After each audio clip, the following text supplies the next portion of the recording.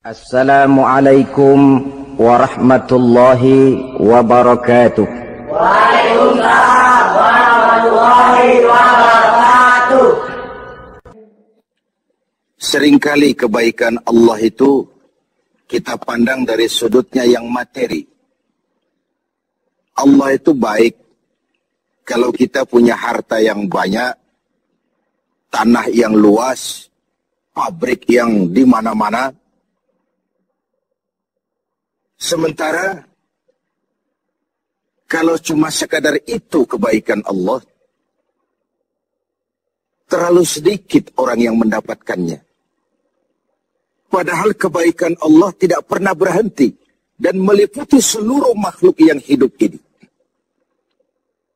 Karena itu pada kesempatan jumpa sore ini, saya ingin mengajak kita melihat kebaikan-kebaikan Allah dalam bentuk yang lain.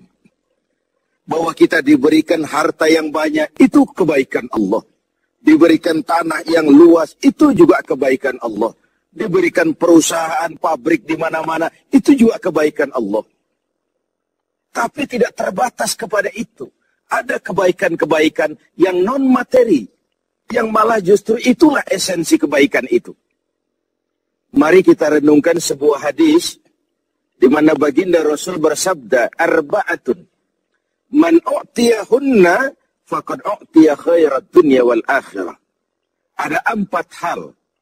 Siapa yang oleh Allah diberikan keempat hal ini, sungguh dia telah diberikan kebaikan dunia dan sekaligus kebaikan akhirat. Kebaikan dunia juga kebaikan akhirat. Ini berarti belum tentu yang baik di dunia menurut kita akan berbuntut baik juga di akhirat.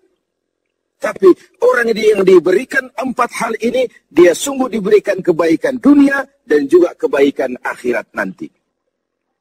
Apa 4 perkara ini? Yang pertama, qalban syakir. Orang yang oleh Allah diberikan hati yang pandai bersyukur. Ada ungkapan, my heart is my home. Hatiku adalah rumahku. Kalau luas hati, rumah yang kecil besar rasanya. Kalau sempit hati, rumah yang besar pun kecil jadinya. Kalau hati sempit, rumah pun kecil, kiamat namanya. Orang yang hatinya pandai bersyukur, bisa mensyukuri nikmat. Dan dengan dia bersyukur, semakin bertambah nikmat itu kepadanya. Banyak orang kaya harta, tapi miskin hati. Ini gejala zaman kita sekarang. Di tengah gemerlapnya harta, dia tidak tahu mau diapakan harta yang banyak itu.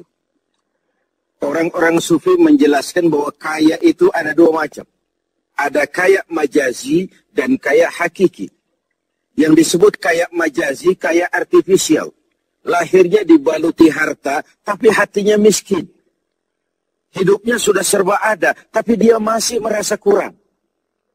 Rumahnya sudah titik air liur orang melihatnya, tapi dia masih merasa belum apa-apa.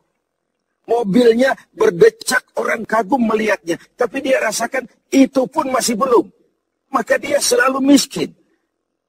Dalam sebaya cukup dia masih merasa kurang, maka hidupnya pun selalu kekurangan.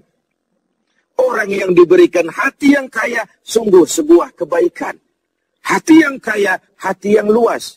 Kalau hati luas, tandanya 2, bisa mensyukuri nikmat dan tidak mengingkari apa yang diberikan Allah kepadanya. Tapi orang yang hatinya sempit biasanya tidak pandai mensyukuri nikmat. Dan lebih celaka lagi ini, tidak senang lihat orang lain mendapat nikmat. Orang seperti ini, ya susah gemuk. Sudah tidak bisa mensyukuri nikmat, tidak senang lihat orang lain mendapat nikmat. Tetangganya beli televisi saja dia demam. Nanti tetangganya beli sepeda motor dia makin gawat. Masuk rumah sakit. Di rumah sakit dengar tetangganya beli mobil, mati dia. Disiksa oleh perasaan sendiri. Begitu orang yang miskin hatinya. Orang yang diberikan hati yang pandai bersyukur, sudah diberikan kebahagiaan dunia dan kebaikan akhirat. Ini yang pertama. Yang kedua, walisanan zakira. Orang yang diberikan lidah yang pandai berzikir. Menyebut nama Allah dalam artian yang seluas-luasnya. Tasbih ya zikir, tahmid ya zikir, tahlil, ya zikir. Tapi ada fenomena lain.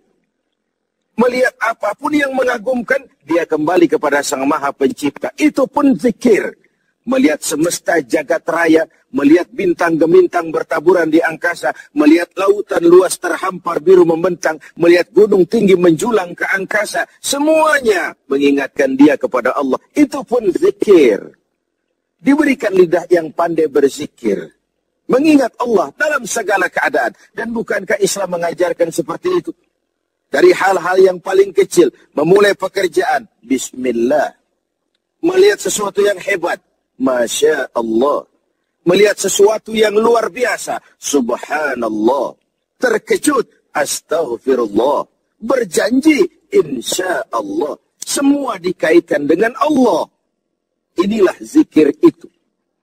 Hidup yang larut dalam alur ketuhanan. Yang ketiga, wabadanan alal bala'i sabir. Beruntung orang, diberikan kebaikan orang, kalau dia dikaruniai badan yang tegar menghadapi bencana, tegar menghadapi cobaan, kuat menghadapi tantangan. Tantangan itu penting. So, kalau tidak ada tantangan, kita akan tidur. Cobaan juga kita perlukan. Tapi kalau kita tidak sanggup menahannya, larut oleh cobaan itu, kita akan kalah karenanya. Orang yang baik, diberikan kebaikan dunia akhirat, punya badan yang tegar menghadapi cobaan. Apa cobaan Allah? Dua macam. Satu ayat menjelaskan, وَنَبْلُوكُمْ بِالْخَيْرِ وَالشَّرِّ. Kami akan coba, kami akan uji kamu dengan yang baik dan dengan yang tidak baik. Dengan yang enak dan dengan yang tidak enak. Dengan yang menyenangkan dan dengan yang tidak menyenangkan. Bukan cuma sakit cobaan itu. Sehat pun ujian. Bukan cuma miskin ujian, kaya pun cobaan. Bukan cuma tidak punya jabatan cobaan, naik pangkat pun ujian. Kita ni yang namanya ujian kan yang tidak enak saja. Kalau sudah sakit, ya Allah, sedang diuji. Sehat, lupa daratan. Miskin, ujian. Setelah kaya, lupa bahwa itu juga ujian. Fenomenanya apa? Banyak orang lulus ketika diuji dengan kemiskinan. Tapi gagal berantakan setelah diuji dengan kekayaan. Ketika miskin dia hamba Allah, setelah kaya dia pindah menjadi hamba harta. Belum pernah ada orang datang mengeluh, Pak Ustadz, saya sedang diuji oleh Tuhan. Kenapa Pak? Uang saya sedang banyak. Belum pernah. Kalau sudah bangkrut, miskin, baru merasa diuji. Bukankah sejarah syarat dengan contoh? La nufarriqu baina ahadim min rusuli. Kami tidak membeda-bedakan para rasul. Tidak ada rasul yang dianak emaskan. Semuanya diuji, semuanya ditempa, semuanya digembleng. Semuanya tegar seperti batu karang di tengah samudra. Walau tiap hari dihempas ombak, dihantam gelombang, dia tetap berdiri dengan tegar. Begitulah orang yang diberikan kebaikan oleh Allah. Lain dengan orang yang loyo, sedikit kena kesulitan seperti ayam sampar, kerakap tumbuh di batu, hidup segan mati pun tak mau. Skeptis, pesimis.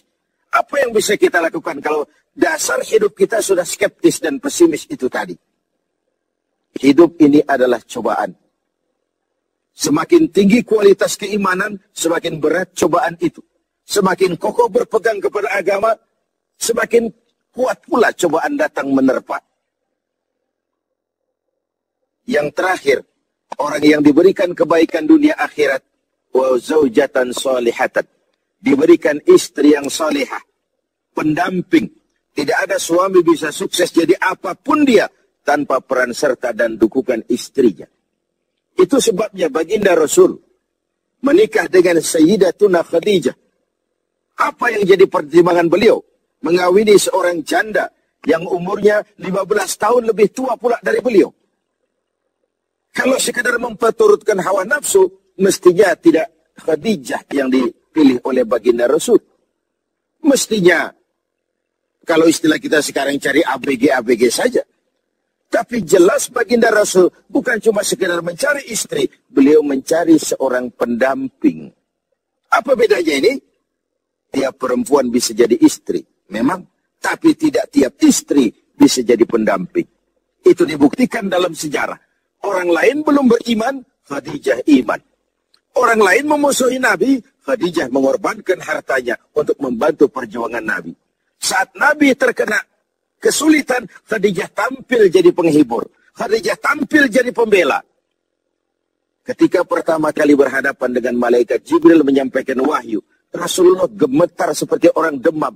Kembali ke rumah, zammiluni ya Khadijah, selimuti saya Khadijah, selimuti. Kenapa bang? Barusan turun Jibril, dia katakan begini, saya khawatir Khadijah. Khadijah mengerti suaminya semua mengalami semacam frozen, emotional attitude. Sebagai istri yang bijak, pendamping yang baik, beliau tampil, kalla ma yukhzikallahu abada. Jangan khawatir bang, Allah tidak akan menyusahkan abang untuk selamanya. Tenanglah.